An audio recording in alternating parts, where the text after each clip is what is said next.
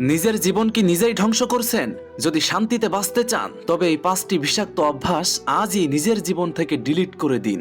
Number 1, সবার মন রাখা। আপনি মানুষ, কোনো বিনোদন কেন্দ্র নন। সবাইকে খুশি রাখার চেষ্টা মানে নিজের ব্যক্তিত্বকে সস্তা করা।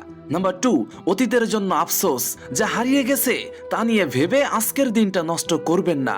যা শেষ হয়ে গেছে তাকে সেখানেই কবর দিন। নাম্বার 3, অনুমতি খোঁজা। নিজের জীবনের সিদ্ধান্ত নিতে অন্যের মর্জির অপেক্ষা করবেন না। আপনার জীবন, তাই লড়াইটাও আপনার একারই হতে হবে।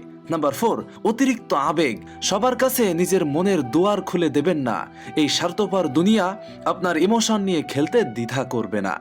নাম্বার 5, আরামের নেশা।